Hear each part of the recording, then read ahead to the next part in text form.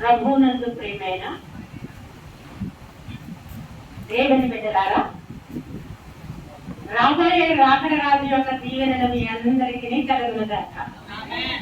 మరణాత చెప్పండి. మరణాత అంటే అర్థం చెప్పండి. మరణాన్ని జయించిన వాడు మరలా రాబోతున్నాడు. నేను స్తోత్రం చెప్తామా? మరణాన్ని జయించిన వాడు మరలా రాబోతున్నాడు. మరి నేను ఇక్కడికి రావడం దేవుని ప్రణాళిక. నన్ను ఒక నెల 2 రోజుల ముందు ఫోన్లు చేసి మా ఇంటికి వచ్చి రమ్మని చెప్తానే కానీ నేను ఎవరికి డేట్ ఇవ్వను, ఎక్కడికి వెళ్ళను. సాధారణంగా బాగా పరిచయస్తులు బాగా కావాల్సిన వారు అయితే వెళ్తాను. మాస్టర్ గారు కూడా నాకు స్వయంగా తెలియదు. ఒక మీటింగ్ లో చూసారంట నన్ను. ఆయన ఫోన్ చేయగానే నాకు తెలియకుండా, అంటే నా ప్రమేయం లేకుండా నేను వచ్చేస్తున్నానండి అన్నాను. అన్న తర్వాత ఆలోచించుకున్నాను, చర్చ ఎక్కడ, మాస్టర్ గారు ఎవరు, ఏంటి. సాధారణంగా స్పీకర్స్ పిల్లలు అంటే తెలిసిన మాస్టర్ ద్వారా వస్తారు కదండి. అంటే మనందరికీ తెలిసిన వాడు మనవాడు అందరి వాడు యేసయ్య. దేవుని స్తోత్రం చెప్తావా? అంటే మీ సంఘం మీద యేసయ్యకి మీరందరూ భక్తి పనులని, ప్రార్థనా పనులని, విశ్వాసంలో ముందుకు చూసుకుని వెళ్తారని, మిమ్మల్ని నాకు పరిచయం చేయాలని దేవుడు అనుకుని ఉంటాడు. దేవునికి స్తోత్రం. ఇంకో సంగతి చెప్పనా, సాధారణంగా పాస్టర్ గారి యొక్క భార్యే పాస్టర్లుగా ఉంటారు. అవును కదా? అందుకని పాస్టర్లని స్త్రీల కూడికే పిలుస్తారు. మామూలు మీటింగ్స్ చర్చిలో ప్రసంగం ఇవ్వడానికి పాస్టర్ అమ్మల్ని అవకాశం ఇవ్వరు. నా లైఫ్ లో స్త్రీల మీటింగ్ రావడం ఇదే ఫస్ట్ టైం. దేవుని స్తోత్రం చెప్తావా? స్త్రీల వరకే కాదండి, యేసుక్రీస్తు ఒకడే పురుషుడు. సంఘం అంతా స్త్రీకి వెళ్ళాల్సిందే, పురుషులైనా స్త్రీలైనా. నేను అందరికీ సేవకురాలు తప్ప ప్రత్యేకించి స్త్రీలకు కాదని ఎంతవరకు ఒక్క మీటింగ్ కూడా నేను అటెండ్ అవ్వలేదు. ఆ తర్వాత నేను ఆలోచించుకున్నాను, ఏంటి స్త్రీల మీటింగ్ కి నేను వెళ్తున్నాను ఏంటి. అదే అంటే ఎందుకు ఇలా మాట్లాడుతున్నానంటే, స్త్రీ అంటే చిన్న చూపు చూస్తారు చాలా మంది. నేను సేవ మొదలెట్టిన కొత్తలో ఆడవాళ్ళ ప్రసంగాలు చేయడం అనేవారు. అర్థమైందండి? ఆడవాళ్ళు మాట్లాడకూడదు అనేవారు. ఇప్పుడు మరి చర్చిలో పాస్టర్ గారు పురుషుడే ఉంటారు, సంఘం అంతా స్త్రీలే వస్తారు. దేవుని స్తోత్రం చెప్తావా? ఆ స్త్రీలు ఎలా ధనులో మీకు చెప్తాను. అందరూ అంటారు, అంటే వాక్యం వెళ్ళిపోదాం, వాక్యంలో వెళ్ళిపోదాం. అందరూ అంటే మన స్త్రీలు కూడా కాబట్టి మన గురించి మనం చెప్పుకోవాలా లేదా? అయితే పాపం తెచ్చింది ఎవరండి? అవ్వ. అందరూ పాపం తెచ్చింది అవ్వ అంటున్నారు, కానీ ఆ పాపం తేవడానికి కారకుడు అవ్వ కన్నా ముందు ఆదామే. అవునా? ఆదాము డ్యూటీ ఏంటి? ఏదైనా వలాన్ని కాపలా కాయండి అని చెప్పాడు. కాపలా కాస్తే పావు వస్తుందమ్మా. వాచ్మెన్ నిద్రపోతే ఎవరైనా ఉద్యోగంలో పెట్టుకుంటారా? అంటే ఆదాము గారి డ్యూటీ కరెక్ట్ గా చేయలేదు. నిద్రపోయాడు కాబట్టి, సర్పం రావడానికి అవకాశం ఇచ్చాడు కాబట్టి అవ్వము పడిపోయింది. అంతేనా? మొబైల్ చాలా స్ట్రాంగ్, మనమే బుట్లో పడిపోతాం. ఈ చీర చాలా బాగుంది కొనంటే మొగుడికి తెలియకుండా కొనేసి అది నీళ్ళలో పెట్టేసరికి తెలిసిపోతుంది. యాన్ని తెలిసిపోయిందంటే తిరగాలని నోరు మూసుకుని ఇంకా చెప్పుకోవాలంటే బంగారాన్ని మెరుగు పెడతామంటే అసలు నాకు ఇచ్చేసి కిటికీ దగ్గర తీసుకునే ఆడవాళ్ళు కూడా చాలా మంది ఉంటారు. అయితే నా ప్రియమైన సహోదరులారా, పరమగీతము 7వ అధ్యాయము 7వ వచనంలో ఒక మాట ఉన్నది, దయచేస్తారు.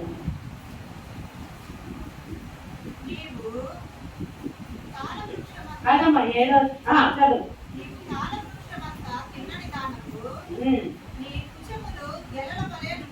ఏడో అధ్యాయం 1వ వచనమే. రాజకుమార పుత్రిక,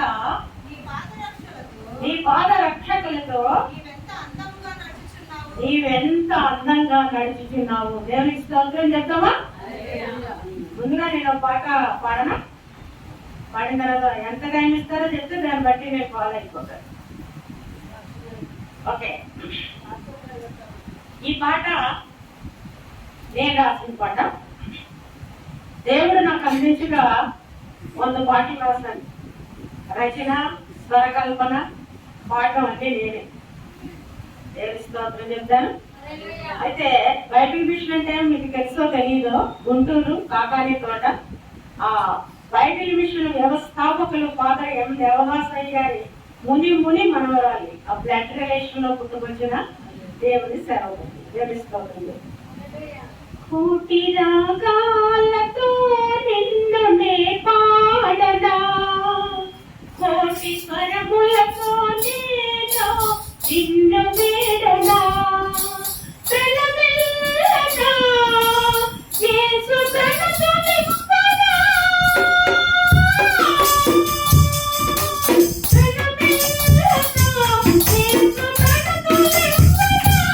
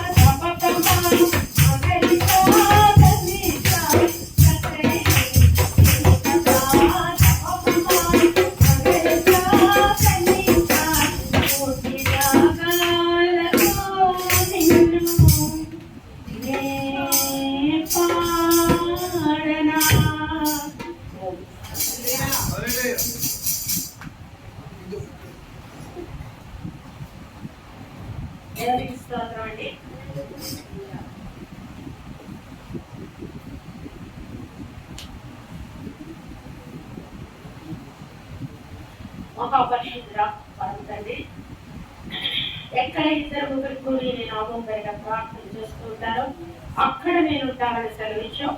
ఇప్పుడు నీ వాక్యాన్ని వివరించుకుని పోవచ్చుండగా అయోగ్యురాలునైన నన్ను మరుగుపరిచి మీరే మీ ఆత్మశక్తితో మీ బిడ్డలకు కావలసిన వర్తమానాన్ని అందించమని యేసయ్య నామమున అడుగుచున్నాము తండ్రి. రాజకుమార పుత్రిక ఎవరండి ఇవిడ? చెప్పండి. 40 నిమిషాలు భాష.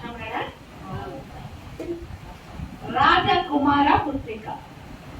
యెహోవా సర్వభూమికి రాజు అయినాడట. యెహోవా మన ఇండియాకే రాజా, అమెరికాకే రాజా, వరల్డ్ వైడ్ సర్వభూమికి రాజు అయినాడు. రాజకుమారుడు ఎవరు? యేసుక్రీస్తు ప్రభు. యూదులకు రాజుగా పుట్టిన వాడు ఎక్కడున్నాడు అడిగారా జ్ఞానులు? అడిగేదా? అడిగారు కదండి. రాజుగారి కొడుకు రాజే అవుతాడు. ఎమ్మెల్యే చచ్చిపోతే ఎమ్మెల్యేకి కొడుకే టికెట్ ఇస్తున్నారు, అవునా కదా? కాబట్టి ఇక్కడ రాజకుమార పుత్రిక. ఈ పుత్రిక ఎవరు అంటే ఆయన గాయాల్లోంచి, ఆయన మరి శ్రమలు పొందుతున్నప్పుడు శిలువ మీద పొందిన గాయాల్లోంచి పుట్టుకొచ్చిన పుత్రికే పెళ్లి కుమార్తె సంఘము.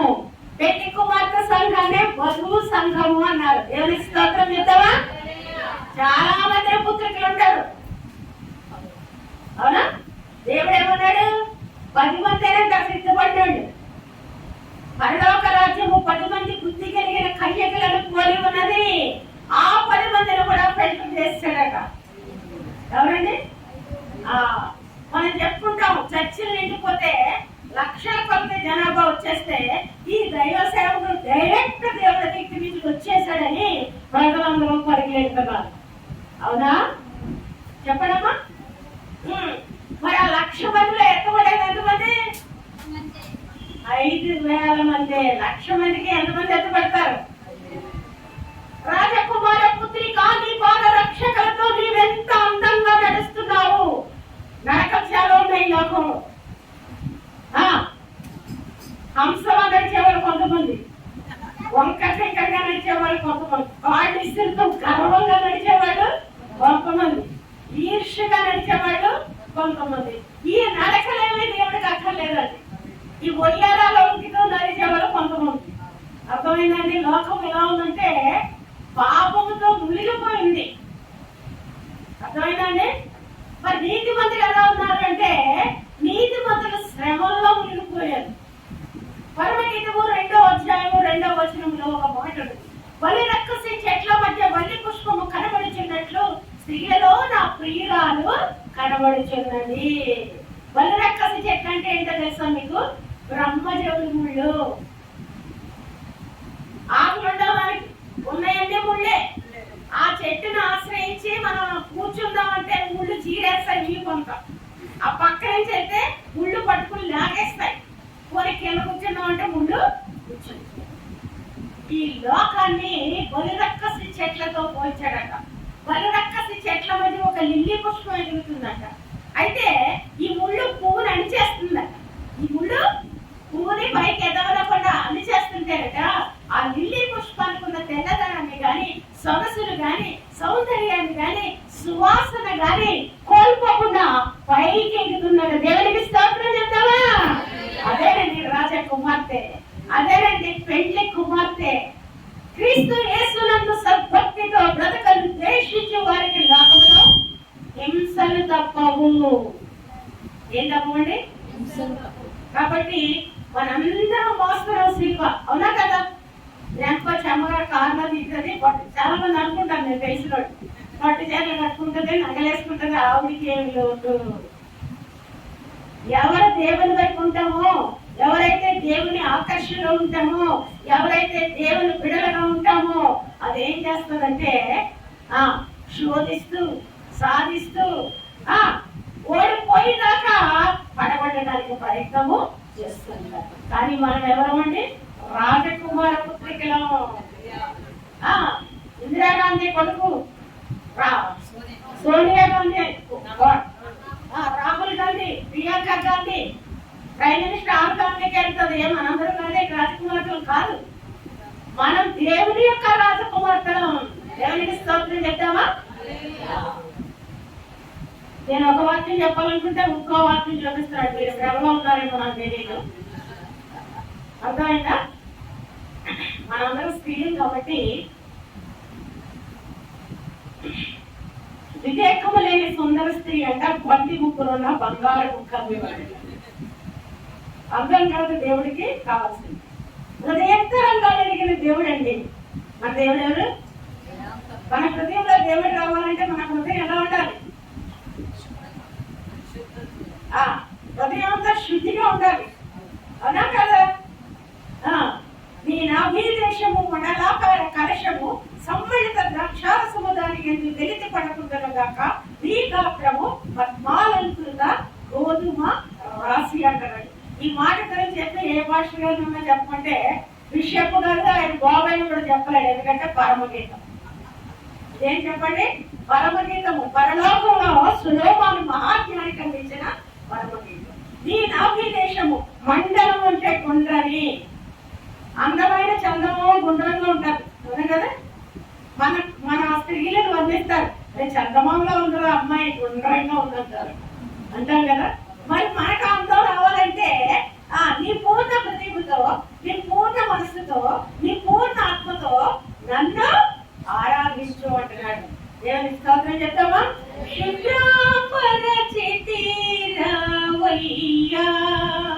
నా హృదయము భద్రపరచితి రావయ్యా, నిధి సూర్యుడా నీవు ఉదయించేనా తానే కుదురు నా ప్రాణము సదయాత్మ పరమాత్మ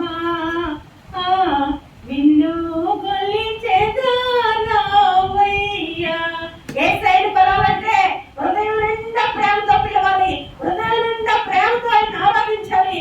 ఆకాశమంతా నీవు తప్ప నాకు ఉన్నారు, నీవు తప్ప నాకు దేవుడు ఏడేని నువ్వు అడిగినప్పుడు నిన్ను విడిచి వెళ్ళగలగా, నన్ను విడిచి వెళ్ళగలగా, మన వల్లకు జవాబులు ఇవ్వకుండా ఉండగలగా. ఏ గోకుల దగ్గర యాకోబు పోరాడుతున్నాడు. పెనువీలు మరి యాకోబు అంటే మోసగల వ్యక్తులు. తెల్లవారులు కొన్ని పెళ్లికలాట ఏమన్నా తెలుసా? నీవు నన్ను దీవిస్తేనే కానీ లేదా నిన్ను. మరి అలా ప్రార్థన చేస్తున్నారా?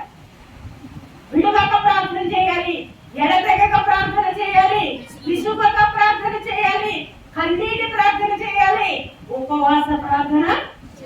సాధారణంగా ఆడవాళ్ళు ఎప్పుడు ఎడుతారంటే మొగుడు కొట్టినందుకు ఏడారంట, చోటు కూడా చెప్తే ఎడుతారు. అర్థమైందా? కోడలో సూటిపోటి మాటలు అంటుందని ఏడుస్తున్నారు ఆడవాళ్ళు. అర్థమైందా?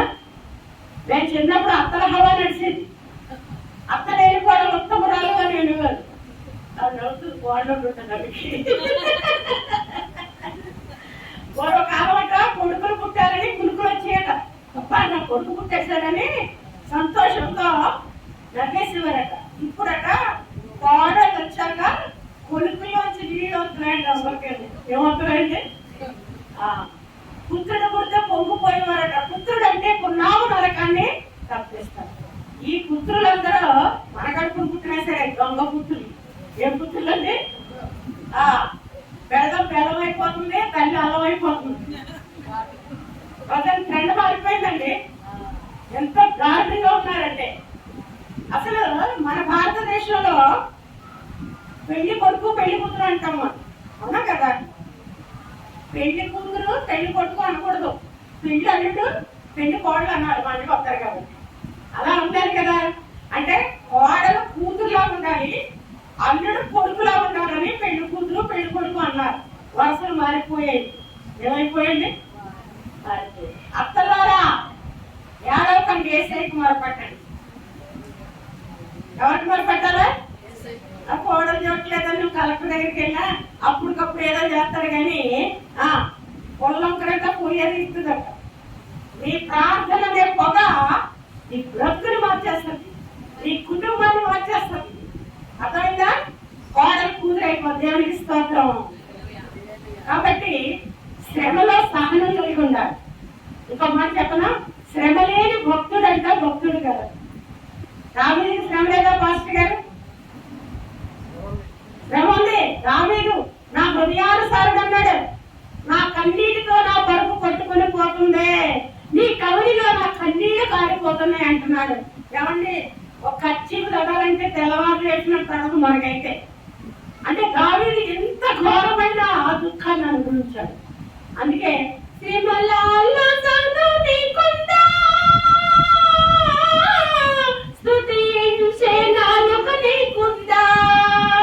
యేసునాథునితో సహవాసం నీకుందా, రావయ్యా యేసయ్య వేగమే రావయ్యా, రావయ్యా యేసునాథ వేగమే రావయ్యా.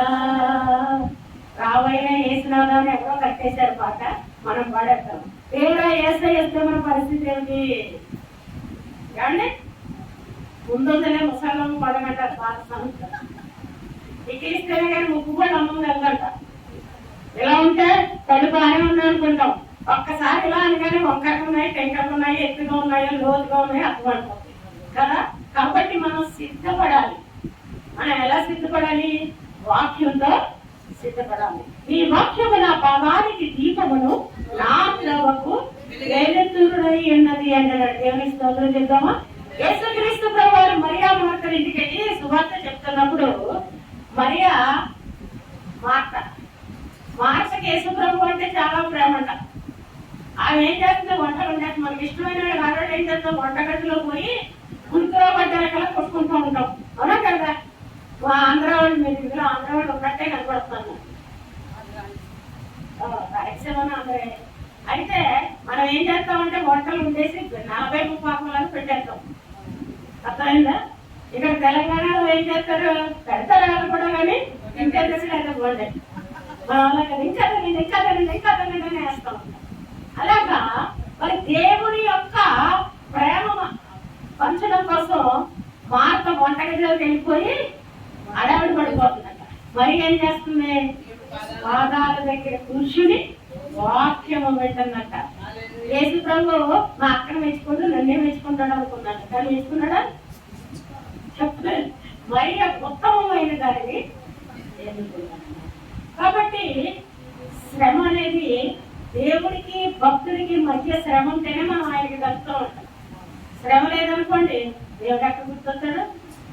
అన్ని ఇచ్చేస్తే దావిదు అంటాడు, నాకు అన్ని ఇచ్చేస్తే నీ లెక్కేటి అంటాడు, నాకు ఏమి ఇవ్వకపోతే నువ్వే దేవుడు అంటావు, నాకు తగినంత ఇయ్యి అంటున్నాడు. దేవునికి స్తోత్రం చెప్తామా. కాబట్టి నా ప్రియమైన సహోదరులారా, మరి మనకి అడిగితే ఇస్తానన్నాడు కదా, జరిగితే దొరుకుతుందన్నాడు కదా, కట్టితే తీయబడుతుందన్నాడు కదా. యేసు నామం పేరుతో ఏదడిగినా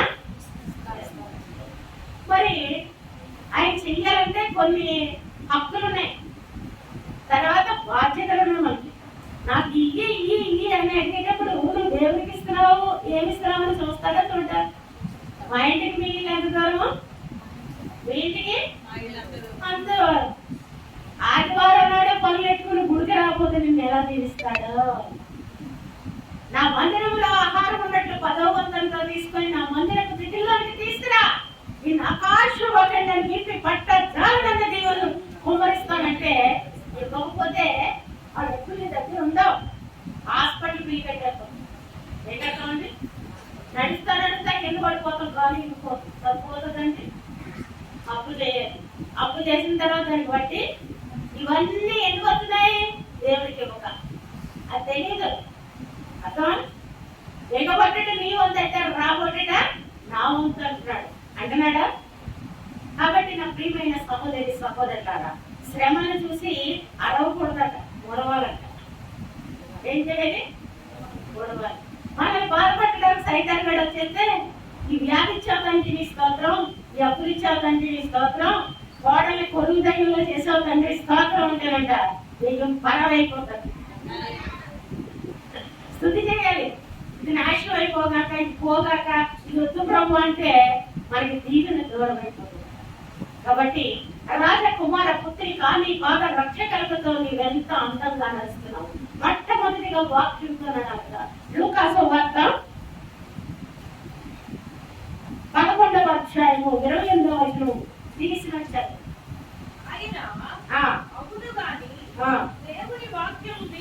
దేవుని వాక్యము విని దానిని గైకొను వారు మరి ధన్యులని దేవుని స్తోత్రం చెప్తాం.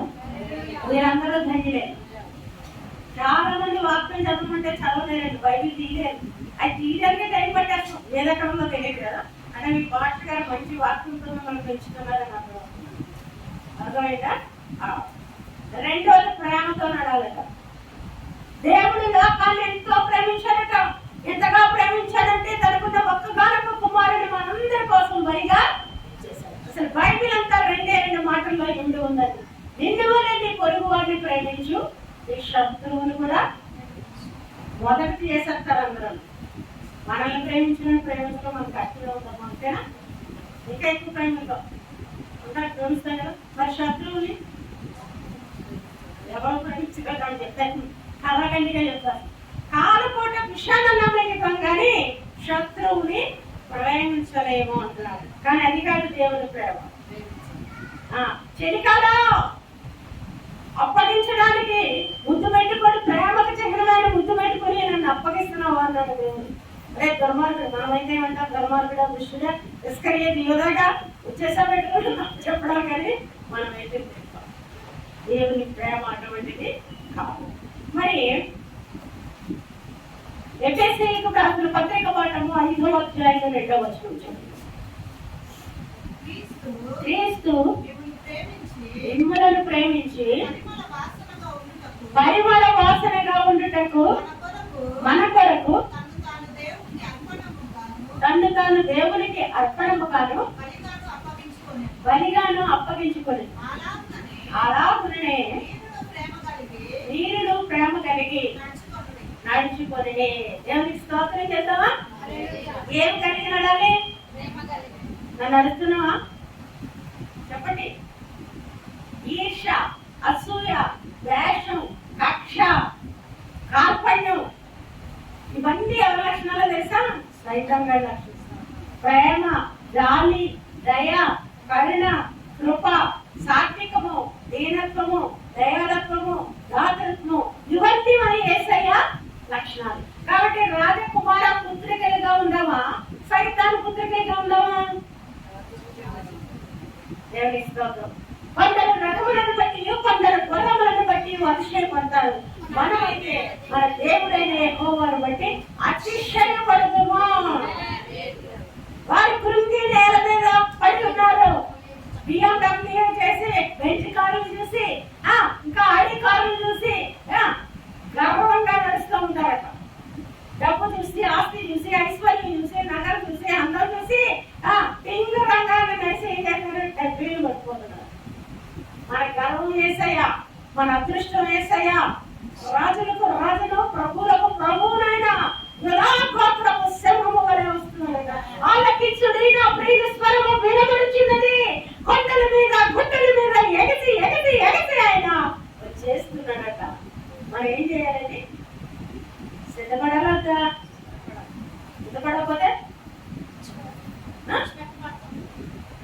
పడితే ఎలా ఉంటుంది తెలుసా? ఎప్పుడన్నా ఒకసారి చెప్తారు, నరకంలోకి అప్పుడే వెళ్ళిపోవు. 7 ఏళ్ల శ్రమలు. ముందు శ్రమలు ఏంటి చెప్పండి? తినడానికి తిండి లేక, కట్టుకోవడానికి వస్తువులు లేక, ఉండడానికి ఇల్లు లేక, తాగడానికి నీళ్ళు లేక, చద్దామంటే చావు రాక, దిక్కులు పిక్కటి లేక వస్తున్నారట. కావాలకే అక్కర్లేదు కదా. ఆత్మ చెప్పు చిన్న మాట చెంగలవాడు. మూడోది సత్యంతో నడాలి. ఎంత నడాలి అంటే నిజంగా నడగాలి. అంటే సత్యాన్ని అనుసరిస్తూ దేవుని వాక్యాన్ని బట్టి మనము నడవాలి. నేనే మార్గాన్ని చెప్పండమ్మా, నేనే సత్యాన్ని, నేనే జీవాన్ని. ఆయన తప్ప, ఆయన ద్వారా తప్ప ఎవ్వరూ కూడా పరలోక రాజ్యంలోకి. సంఘాలు వేరవచ్చు, పాస్టర్ గారు వేరవచ్చు, కులాలు సంఘాలు వేరవచ్చు, మతాలు వేరవచ్చు, కానీ యేసు క్రీస్తు అందరికీ సత్యముతో నడవమంటున్నాడు. అర్థమైందా? కాబట్టి సత్యం ఎక్కడ ఉంది? యేసు ఆగు అంటాడు. వాక్యం చదువుతారా? యోహాను సువార్త 3వ అధ్యాయము 1-3 చూడండి.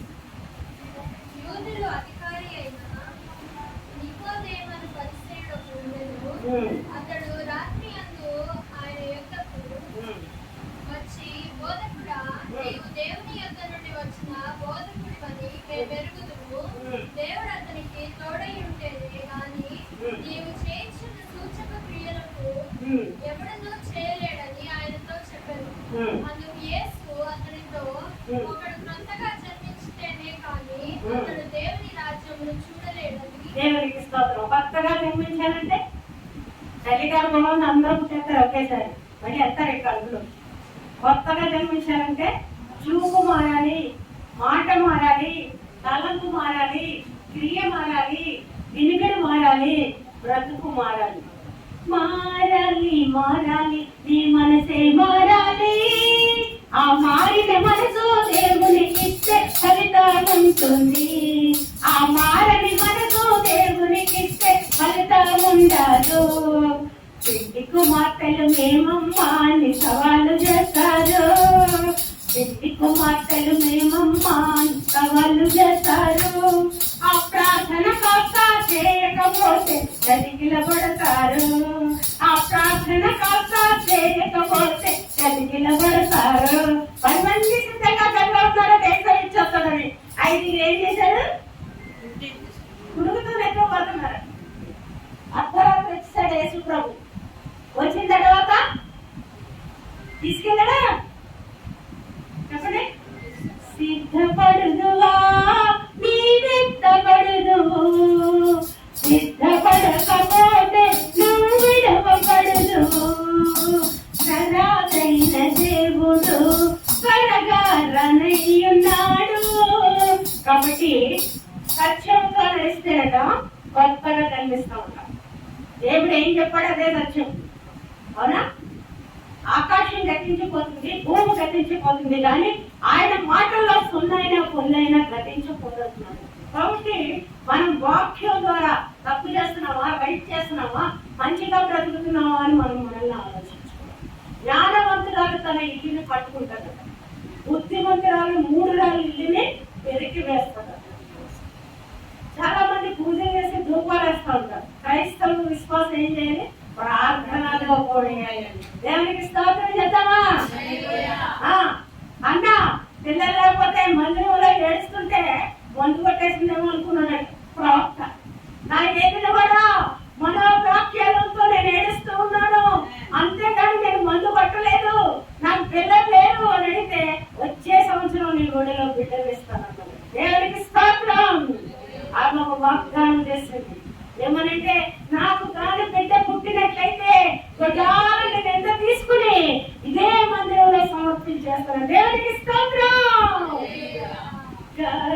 ఫలమైన నా జ్యేష్ఠ పుత్రుని నీకిచ్చిన చాలునా, నీవు చేసిన ఉపకారములకు నేనేమి చెల్లింతును.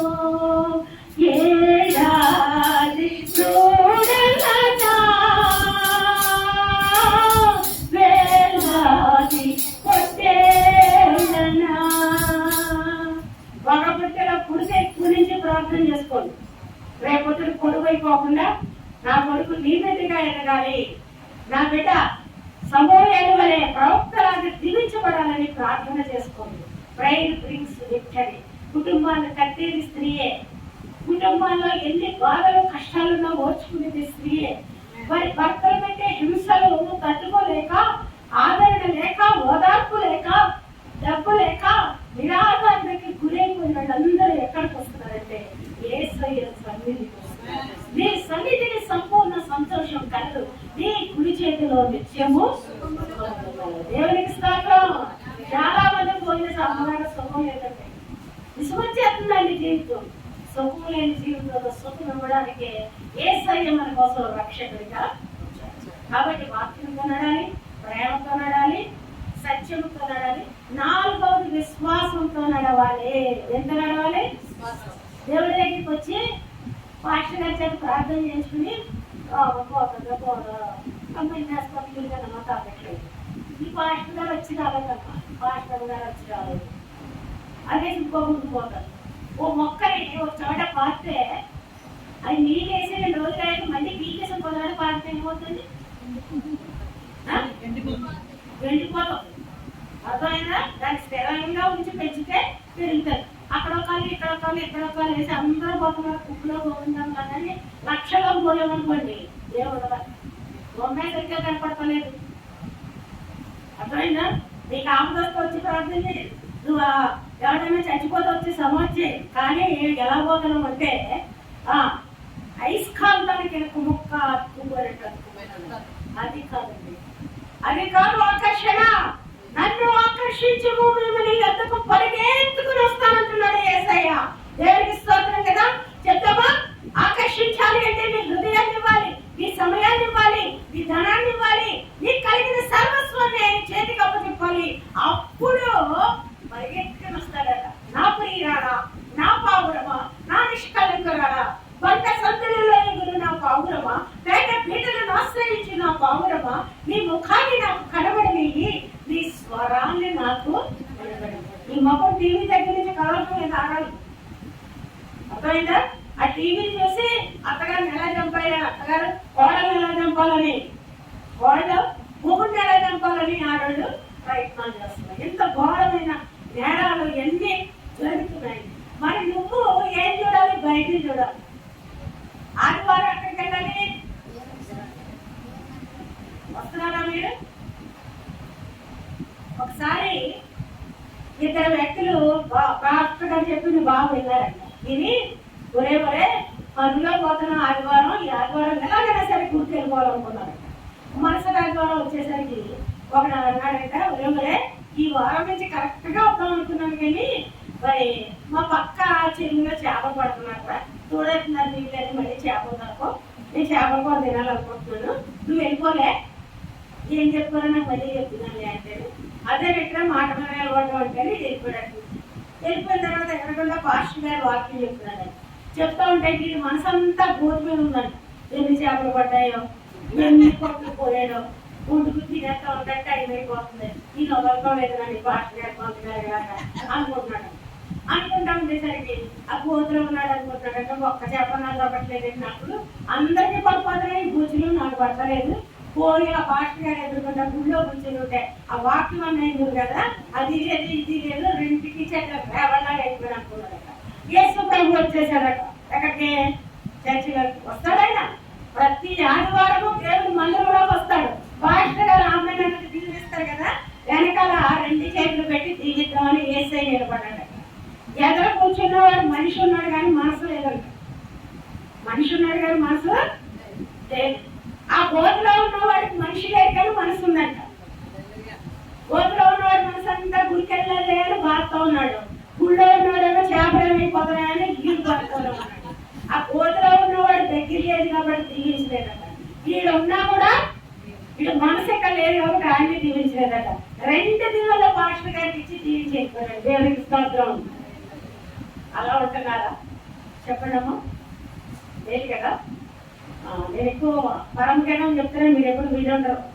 ఈ నాభీ దేశము మండలాకార కలశము సమ్మలిత ద్రాక్షారసము దాని యందు వెలితి పడకుందును గాక.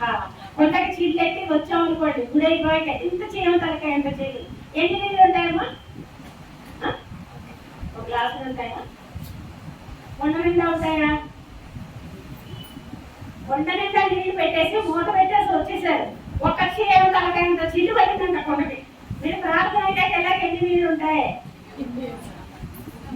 ఉండవు కదా. మరి చిల్లి సంచిలో డబ్బులు ఎక్కడ ఉంటాయా? దేవుడికి ఇవ్వకుండా మనం ఖర్చు పెట్టుకుంటే ఉంటాయా? దసరా ఆఫర్లు ఇచ్చేస్తున్నారు. 3000 కొంటే 3000 ఫ్రీ అంట, పరిగెట్టేస్తున్నారు. మరి దేవుడికి దశభాగం ఇస్తే లక్షల్లో ఆశీర్వాదం వస్తుందంటే నమ్మటం. ఇవన్నీ యూట్యూబ్ లో కొంతమంది ఎరువులో పాస్టర్లకు దశభాగాలు ఇవ్వాలని బాగుతున్నారు. కూలోడికి 1000 రూపాయలు 500 జీతం అనుకోండి, రోజుకి 5 రూపాయలు తప్పిస్తే ఊరుకుంటాడా? కలెక్టర్ గారికి బాగా డబ్బులు జిల్లా అంతా నీదే కదా, ఒక 10,000 తక్కువ ఇస్తా ఉంటే ఊరుకుంటారా? ఎప్పుడు జీతాలు కాడు అడుగుతున్నప్పుడు దైవ సేవకుడు ఎందుకు అడుగుతాడండి? ఒక్కడు మాట్లాడు. మాకు దేవుడు ఇచ్చిన వాగ్దానం, దేవుడు మమ్మల్ని పెంచాలి, పిల్లలు పెంచుకోవాలంటే రాష్ట్రాల జీవితాలు చాలా భయంకరంగా ఉన్నాయండి. ఎవరు జీతాలు ఇచ్చి పోషించారు. ఇంటర్ది కట్టాలి. హైదరాబాద్ లో ఇంటర్ది అంటే ఎంత ఉంటుందో చెప్పండి. పిల్లలు చదివించాలంటే ఎంత కష్టం చెప్పండి. నీకు ఆశీర్వాదం రాదు కదా, సరికదా? ఎక్కడ ఉన్నా పొంగలంటే ఏసుల కాడే ఉంటాం. వెడజల్లి అభివృద్ధి పొంది వారి కళలు తగిన దానికన్నా తక్కువ ఇచ్చి ఏమిటి వచ్చి వారు కలరు. లోతు భార్య జ్ఞాపకం చేసుకోవాలి మనందరం. Don't turn back. వెనక్కి తిరిగి చూడొద్దంటే మా ఆయన సంపాదించిన చేలేమైపోయావు, చెట్లేమైపోతాయో, ఆస్తి ఏమైపోతుందో, అంతస్తు అయిపోతుందని వెనక్కి తిరిగి చూసింది. ఏమైపోయిందండి? అయిపోయింది. మరి మనం దేని వచ్చేదని? నా సహోదరి ప్రాణేశ్వరి, లెబానోను విడిచి నాతో కూడా రా. అసమాన పర్వత శిఖరముల నుండి, సేనీరు పర్వత శిఖరముల నుండి నీవు కిందకు చూచెదవు. నా సహోదరి, నా రక్త సంబంధి కాబట్టి నువ్వు సహోదరి. నా ప్రాణేశ్వరి, నా ప్రాణాన్ని ప్రాణంగా పెట్టి రక్తాన్ని కాచి నేను కొన్నాను కాబట్టి నా ప్రాణేశ్వరి, నా ప్రాణం కన్నా నేను మిన్నగా ప్రేమించాను. అసమాన పర్వత శిఖరముల నుండి అంటే గర్వం, అహంభావం, ఈర్ష, ద్వేషం వీటన్నిటిని విడిచి నాతో కూడా రాంచున్నాడు. కిందకే చూస్తున్నావు లోకం వైపు. ఈ లోకాన్నైనను లోకాశలనైనను ప్రేమించకుండా నన్నుగాచిన ప్రేమయని ప్రకటింతునయ్యాయి భూది గంతము. తెని కన్న తీయనిది, తెని కన్న తీయనిది కలవరిలో నా యేసుని ప్రేమ.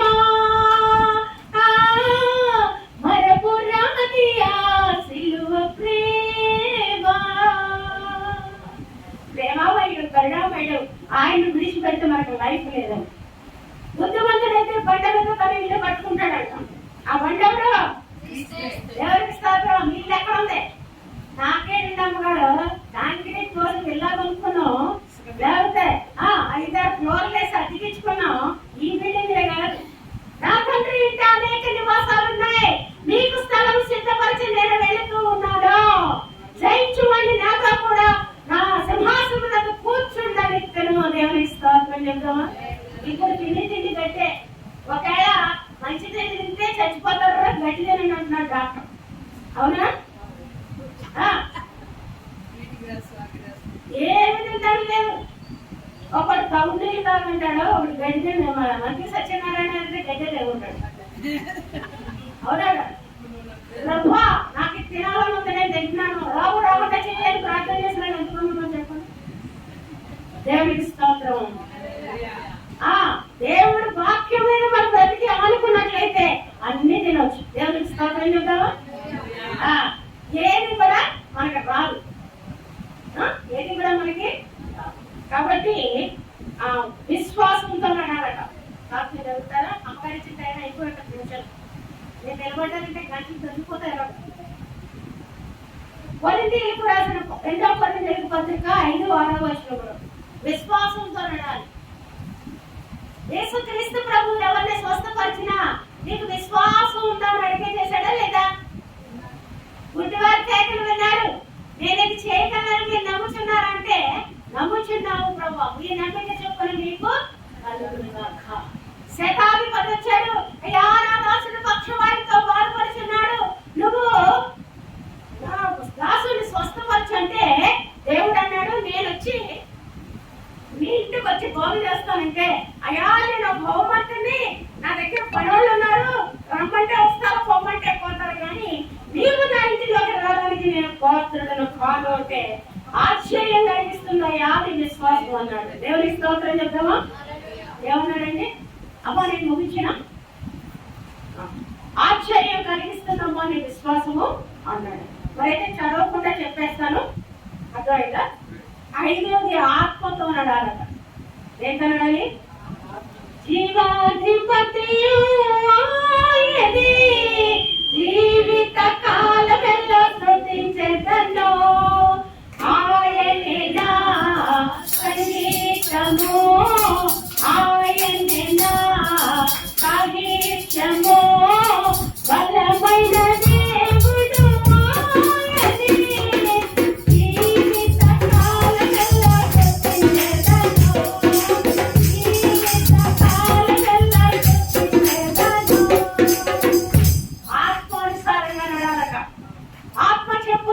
ఏమన్నాడు? చెవి గలవాడు. మీకు చెవులు ఉన్నాయండి? ఒకసారి చూసుకోండి. ఉన్నాయి. చెవులు కూడా చెవులు ఉంటాయి, అవునా? వినే చెవులు లేవు. వెలుగుచున్న సూర్యుడా ఆగిపోవయ్యా, వచ్చుచున్న సూర్యుడా నిలిచిపోవయ్యా అని ప్రార్థన చేశాడు. దేవా వినమన్నాడు. యెహోషువా, యెహోషువా. మానవుని మాటలు మహిమగల దేవుడే. విన్నారండి, విన్నారండి, విన్నారండి. మహోన్నతుని మాటలు మానవుడు వినలేరండి, వినలేరండి, వినలేరండి, వినలేరండి. యేసయ్యా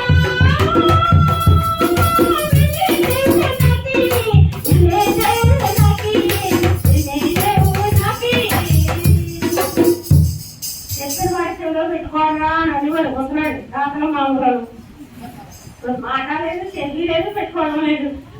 సెల్ ఫోన్లు ఇయర్ ఫోన్స్ పెడుతున్నారు చెవుల్లో. ఏం పెడుతున్నారండి? మాట లేదు, మంచి లేదు. అర్థమైందా? కాబట్టి ఆత్మ చెప్పుచున్న మాట చెవి గలవాడు ఆత్మతో నడాలి. 6వది జీవంతో నడాలి. రోమాపత్రిక 6:4 జీవంతో నడాలి. ఒకసారి యేసుక్రీస్తు ప్రభు శిష్యుడు వచ్చి, అయ్యా నా తండ్రి చచ్చిపోయాడు, కప్పెట్టుకుని వస్తానన్నాడు. అప్పుడు యేసయ్య అన్నాడట, చచ్చిపోయినండి చచ్చిపోయినాడు కప్పెట్టుకొని నువ్వు నాతో వెంబడించాను. చచ్చిపోయినాడు ఎలా కప్పెట్టండి? పౌషాన్ని పని చచ్చిపోతానికి యేసుని తెచ్చారట. చచ్చినాడు కప్పెట్టలేదు. ప్రకటన గ్రంథం 3వ అధ్యాయంలో అంటాడు, బ్రతికి ఉన్నానని నీవు అనుకుంటున్నావు కానీ నా దృష్టిలో నీవు చల్లగనైనా వెచ్చగను ఉండిన నీ కటినేలకును వెలిగే చనిదిరు నీ కటినా బయటకు ఉమ్మివేయబడుదును. నీ మనస్సు మార్చుకో, తలకేమ మార్చుకో, నీ మనస్సు మార్చుకో, తలకేమ మార్చుకో, ఆసక్తితో ఆనందమా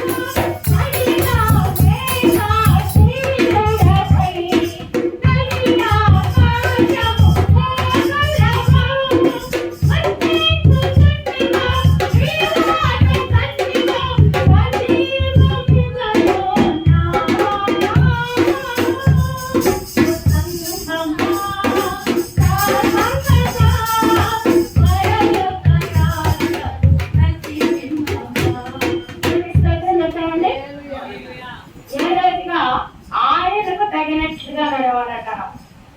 ఎలా నడాలి?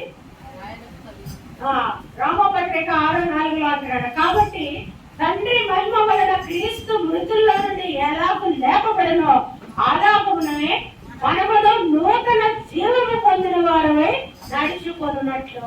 అంటే దేంతో నడాలి? దేవునితో నడాలి.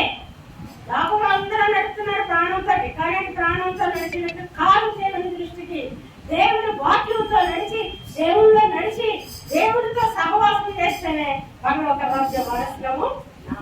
మరి ఆఖరిగా ఆయనకు తగినట్లు నడుచుకోవాలి. పరిసయ్యకు రాసిన పత్రిక పాఠము 1:12 అన్ని విషయములను ప్రభువును సంతోషపరచుచు ఆయనకు తగినట్లు నడుచుకొనవలెను. ఎవరికి తగినట్లు? యేసయ్యకి తగినట్లు. నేను క్రీస్తుని పోలి నడుచుకున్నాను, మీరు కూడా నడవన్నాడు పౌరుడు. ఉన్నాడు అంత గుండె ధైర్యం అనుకుంది. ఆయనతో నడిచి చెప్పాలి. సేవకులు ఎలా ఉన్నారంటే బోధకులు ఉన్నారు. నువ్వు డబ్బులు ఇస్తే ఎక్కువ ప్రార్థన చేస్తున్నారు, డబ్బులు ఇవ్వకపోతే తక్కువ ప్రార్థన చేస్తున్నారు. సొల్లుబాట్లు అన్ని చేసి ఇతర దేవుళ్ళని విగ్రహాలను పూజించిన వారి గురించి దూషిస్తూ ద్వేషిస్తూ దెబ్బలు తింటూ చాచుపోతున్నారు కూడా. దేవుని వాక్యం మన దేవుడు గొప్పతనం చెప్పుకుంటాం అంతే. ఎత్తట్లు విమర్శించే హక్కుని ఎవరికీ లేదు. కాబట్టి నా ప్రియమైన సహోదరులారా వచ్చేస్తున్నారు. ఎందుకంటే స్త్రీల మీటింగ్లో మరి మీ పాస్టర్ గారి పవర్ఫుల్లో మీ పాస్టర్ గారి పవర్ఫుల్లో లేదా ఇద్దరు పవర్ఫుల్లో నాకు తెలియదు, కానీ ఇద్దరు ప్రార్థన మాట్లాడుకుంటూ వచ్చానండి. నాకే ఆశ్చర్యం ఉంది. నేను అసలు 2 కార్లో 3 కార్లు ఉన్నాయి. నాకు డ్రైవర్ లేడు, పిల్లల్లో కూడా లేదు. ఆ పాస్టర్ గారు ఎవరండి ముక్కు మొహం చూడలేదు. అసలు నా ఫోన్ నెంబర్ ఉందండి, ఎలా వచ్చింది ఎందుకు వచ్చిందని లాజిక్ పీకుతండి. వచ్చేస్తానండి అన్నాను. మళ్ళీ నా క్యాబ్ వచ్చేస్తాను రాదు కదా. లక్షల్లో మాట్లాడతాను కానీ టెక్నాలజీ లేకుండా నేర్చుకోలేదు. మాకు పాస్టర్ గారు బుక్ చేశారు, వచ్చాను. కానీ నేను మళ్ళీ వచ్చినప్పుడు ఇదంతా నిండిపోను. అర్థమైందా? 5వ అంతస్తులో పెట్టాడు దేవుడు మిమ్మల్ని. ఇంకో గొప్ప సారి జరిగితే లిఫ్ట్ పెట్టాడు దేవుడికి స్తోత్రం. లేదా కాళ్ళు పడిపోతాయి, పడిపోతాయి. మాస్టర్ గారు సందులో తీసుకెళ్తే నాకు బాబోయ్ ఎన్ని అంతస్తులు ఎక్కిస్తాడని మాస్టర్ గారు అనుకున్నాను. దేవుడు లిఫ్ట్ చూపించాడు, దేవుడికి స్తోత్రం చెప్పాడు. నేను అర్థమైందా? మసాలా ఎక్కడ ఇస్తారండి మోకాళ్ళు కాబట్టి. మరి ఇంత మంచి మందిరం నిండాలంటే పాస్టర్ గారి పని, పాస్టర్ గారి పని కాదు. గొర్రెల కాపరి గొర్రెలకు మేత వేస్తాడు, అంతేనా? ఇంకేం వేస్తాడా? పిల్లలు ఎవరు కనాలి? గొర్రెలే కనాలి. మరి ఆ గొర్రెలు ఎక్కడ తీసుకురావాలి అంటే మీరు ఎలా ఉండాలి? సాక్షులుగా ఉండాలి. మా గుడిలో రోగాలు పోతున్నాయి, మా గుడిలో దెయ్యాలు పోతున్నాయి, మా గుడిలోకి వచ్చిన మనశ్శాంతిగా ఉన్నారు, చచ్చి రోగం దేవుడు బతికించేస్తున్నాడని సాక్షి చెప్పి నెలకొక్కలు రాకూరండి. ఏమే 1000 అంటే ఏ రాయికన్నా పండు పడుతున్నాం. చెవులు జోరేకల్లా మారండి. ఎలా చూసావా? నెక్లెస్ చూసావా? వర్క్ బ్లౌజ్ చూసావా? చూసుకున్నాం. మనకు పర్సనల్ టైం ఉన్నప్పుడు చూసుకున్నాం. అది దేవుడి పని మీరు కూడా చేయండి. సాక్ష్యం ఇచ్చేదా మన స్వామి యేసు దేవుడను సాక్ష్యం ఇచ్చేదా. సాక్ష్యం అనగా కలిగిన వినిన సంగతులను తెలుపుతాయే. సాక్ష్యం అనగా కలిగిన వినిన సంగతులను తెలుపుతాయే. సాక్ష్యం ఇచ్చే వరకు నన్ను స్వామి రక్షించెను. సాక్ష్యం ఇచ్చేదా మన స్వామి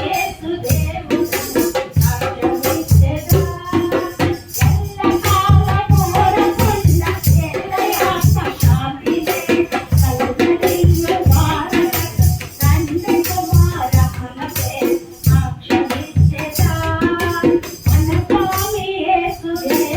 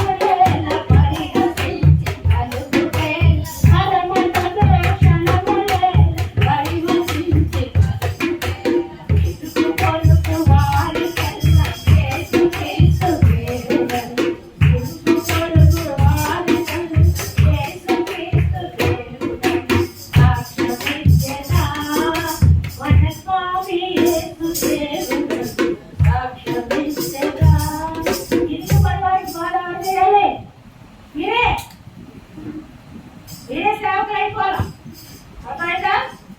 వైద్యరామ్ గారు ప్రార్థన చేస్తారు, వెంటనే తీసుకురావాలి. అందరూ కష్టాల్లోనే ఉన్నారు, బాధల్లో ఉన్నారు, ఏదో ఒక మాట అనే. కాబట్టి క్రైస్తవ విశ్వాసులారా, మరి గుణవతి అయిన భార్య దొరుకుట అరుదు వాటిది ఉద్యోగులతో సమానం అంటారు. కాబట్టి మీరు మీ కుటుంబాన్ని ముందు కట్టుకోండి. తర్వాత సంఘం కట్టడానికి దైవ సేవకులకి సహవాసులుగా ఉండి, దైవ సేవకురాలు కూడా ఉండి ప్రార్థనల ద్వారా ఏదో ఒక వారంలో ఒక రోజు స్త్రీల కూడిక పెట్టుకుని మీరందరూ కన్నీటితో ప్రార్థన చేస్తే మందిరం నిండిపోతుంది. ఆ కింద కూడా వెయిట్ చేసేస్తారు. దేవుని స్తోత్రం చెప్తాము. ఆఖరి కాలంలో ఉన్నాం. ఏ రోజుల్లో ఏ స్త్రీలో వస్తుందో తెలియని రోజుల్లో ఉన్నాం. మనం ఎప్పుడు ఎవరిని పిలుస్తుందో తెలియని రోజుల్లో ఉన్నాం. అన్యాయం చేయబడిన కాన్యాయం చేయడం నీతి మంత్రులుగా నీతి మంత్రులుగానే ఉండాలి.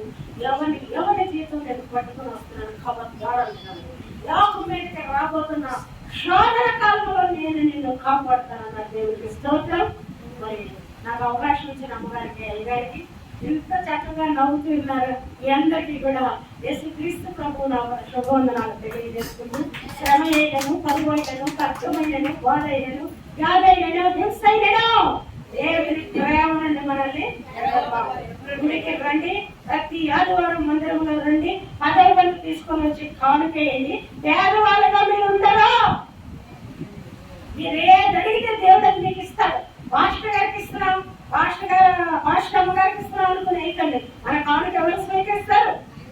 దేవుడు. మందిరంలో పేద విధవరాలు కానుక ఎంత ఇస్తుందో చూసాడా లేదా? మరి నిన్ను నన్ను చూడా. మొట్టమొదటి ఆదాము కుమారులు ఇద్దరు కానుక తీసుకుని వస్తే హేబేలు ప్రతిజ్ఞతో తీసుకొచ్చాడు. కయ్యేలు వాడి గర్వంగా తెచ్చాడు. స్వీకరించలేదని తమ్ముడిని చెప్పేసి. కాబట్టి నీ కానుకే నీ కోరిక నెరవేరుస్తుంది. నా ప్రియమైన సహోదరులారా, శ్రమలో గొడవండి, అరవకండి, ప్రార్థన చేయండి. దేవుని మిమ్మల్ని దీవించను గాక. కొంచెం ఎక్కువ సమయం చేస్తే